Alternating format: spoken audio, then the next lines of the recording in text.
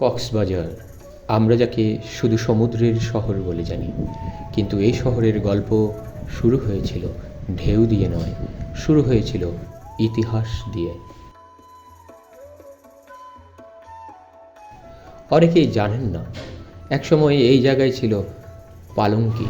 পরে British officer captain Hiram Cox এখানে এসে আরাকান থেকে আসা শরণার্থীদের পুনর্বাসনের দায়িত্ব নেন।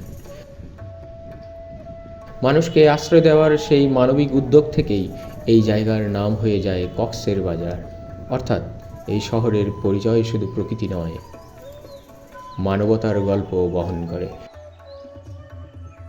এখানে সূর্য উঠে শুধু আকাশ রাঙাতে নয়, বরং প্রতিদিন নতুন করে মনে করিয়ে দিতে এই শহর অনেক কিছুর সাক্ষী। লবণ চাষিদের পরিশ্রম, জেলেদের ভোরের যাত্রা, শুকনো মাছের গন্ধে ভরা উপকূলের জীবন, এসব মিলেই কক্সবাজার। ঢেউয়ের শব্দের আড়ালে লুকিয়ে আছে শত বছরের বাণিজ্য পথের স্মৃতি। একসময় এই উপকূল ছিল ছোট ছোট বন্দর আর নৌপথের অংশ, যেখানে নীরবে চলত লেনদেন, সংস্কৃতি আর মানুষের যাতায়াত। কক্সবাজার শুধু ভ্রমণের জায়গা নয়, এটা সংস্কৃতির মেলবন্ধন। এখানে বাঙালি আছে রাখাইন সম্প্রদায়ের নিজস্ব ঐতিহ্য, তাদের পোশাক, তাদের তাঁত শিল্প, তাদের খাবার, সব মিলিয়ে এক অনন্য রঙিন চিত্র।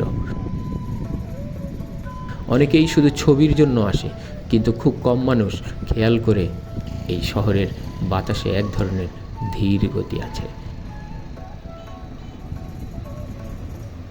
এখানে একটু সময় অন্যরকম, ঘড়ি নয়, ঢেউ ঠিক করে কখন সকাল হবে, কখন সন্ধ্যা নামবে। আর রাতের কক্সবাজার একেবারে আলাদা। শহরের আলো দূরে মিলিয়ে গেলে আকাশ ভরা তারা আর সমুদ্রের কালো গভীরতা মনে করিয়ে দেয় আমরা কত ছোট আর প্রকৃতি কত বিশাল।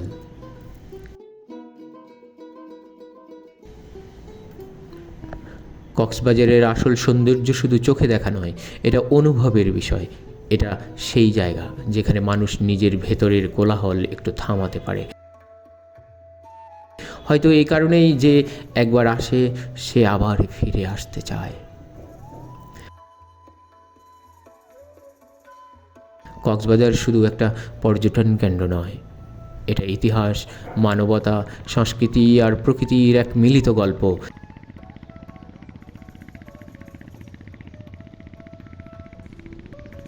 আর এই গল্পের সামান্য কিছু মুহূর্ত আজ আমরা ক্যামেরায় ধরে রাখলাম। যদি ভালো লাগে তাহলে এই যাত্রায় আমাদের সঙ্গী হয়ে থাকুন, আর এমন আরও অজানা গল্প শুনতে চ্যানেলটি সাবস্ক্রাইব করতে ভুলবেন না।